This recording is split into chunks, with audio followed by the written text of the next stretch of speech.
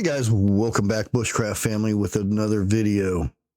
Today we are going to talk about what should seem like pretty common knowledge, protecting your food and protecting your loved ones and stuff, because it's all in the same.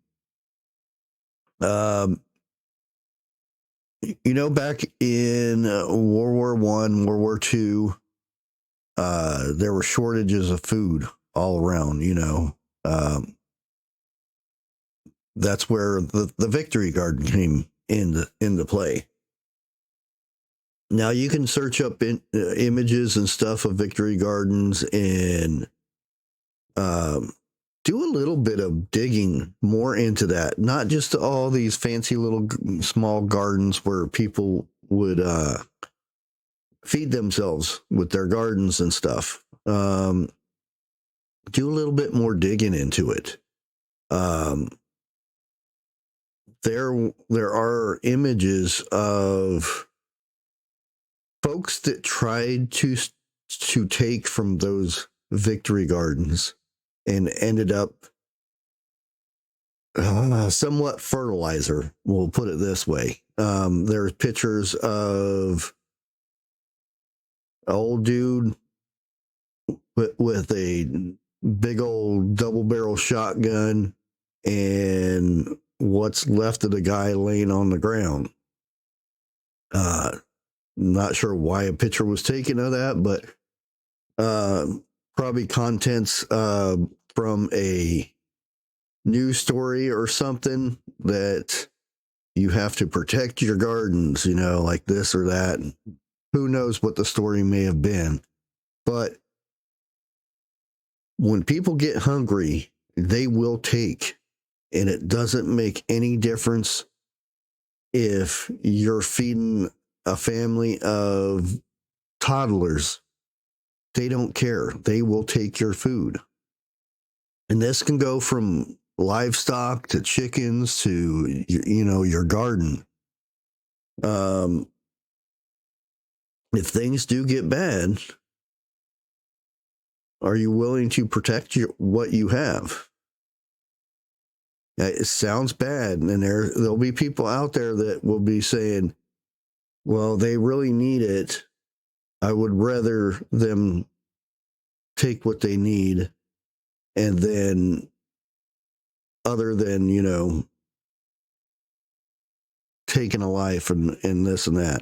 I'm not saying you have to go out there and take lives or anything like that, but it comes down to you feeding your family or feeding somebody else's family.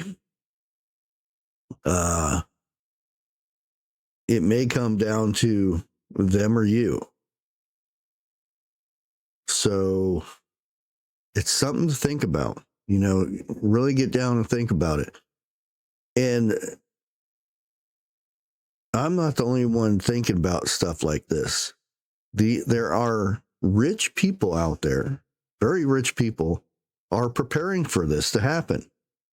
They already know it's happening. They already know it's coming. They're already preparing for this. Now, some of them are to me, doesn't seem too bright, but anyway. They even made a movie and a series of it. If you watched Homesteader, and they have the series out on it too, about trying to survive after something happens.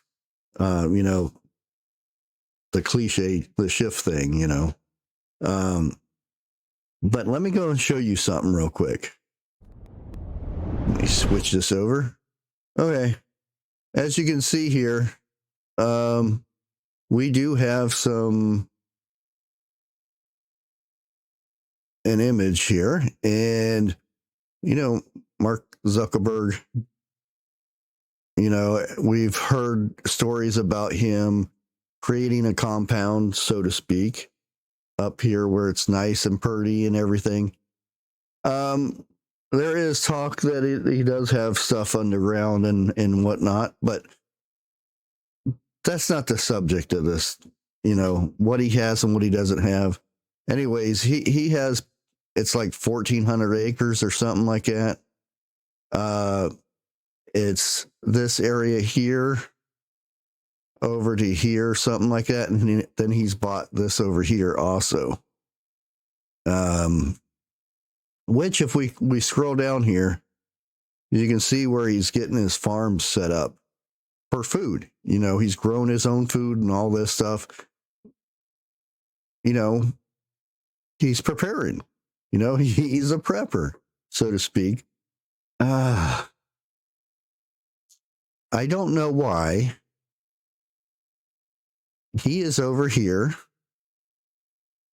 Now, he can pay, you know, people to watch and everything, but why would you have your food way the heck over here? And why would you have it next to the road? You know, prying eyes, and everybody talks about his wall. I think we can zoom in here. Yeah, let's look at that giant wall. I think it's like 3 feet tall.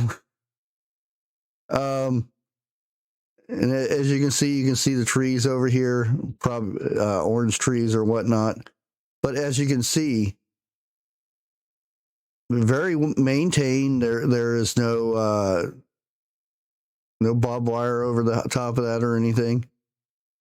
I'm not saying he's not a smart guy or anything, or somebody hasn't told him things. But yeah, he has this wall crossed here that's, you know, a little hop, skip, and a jump, and you're over here into this nice farm area collecting all the food that you need. Again, I'm not saying anything.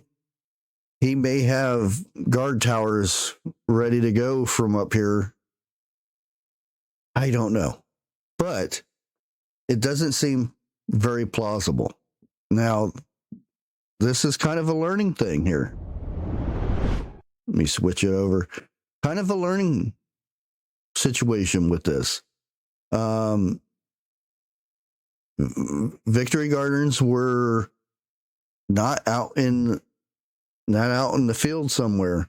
They were in people's back door, right next to their back doors, so to speak, backyard, whatever. So any noise, they'd have the old trusty dog back there. Anything that would, and the farmer would be out there with his big old double barrel shotgun protecting that little strip of land that they called a victory garden. And that's where we need to start thinking. You know, if, you know, things go bad, if you have a garden, you know, it's on the other side of the barn somewhere, or whatever the case may be. And I'm not talking about, you know, your field for corn or your field for taters or whatever the case may be. The stuff that you're going to be feeding that family through the year and whatnot, it has to be close. It has to be to where you can survey it really good. These are things to think about. And, you know, a lot of us will be grown inside. These things are what we need to think about. You know, and if you've got a cabin out in the woods or something, it could be the same situation. You don't want your food so far away. Back in the day when during World War II and everything, World War I even, beef was scarce. You couldn't even buy it. You had to have little coupons or tickets or whatever to go ahead and buy it, because you couldn't buy a large amount of it. It was rationed. but people still got it, you know. People would buy it under the table, so to speak. And people would go out and take livestock so that they could go and sell it for a high amount of money, because you could get a lot more for that, because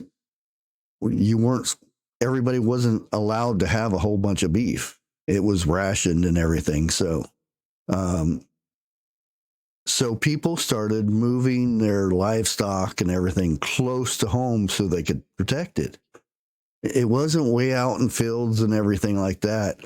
You know, it wasn't like the old West where, you know, one cowboy took care of a herd out in the pasture somewhere. Everybody started bringing their livestock closer into home so that they could keep an eye on it. Now, I'm not saying everybody do this or anything, but start thinking of this stuff ahead of time. These rich people, Facebook guy, you know, he's thinking of this stuff. He is making a compound, growing his own food, has his own livestock, all this stuff. He's preparing for this to happen. There's other rich people doing the same thing. Oprah, you know, all these rich people are preparing for this to happen. Why are we not? And that's where I'm going to leave you.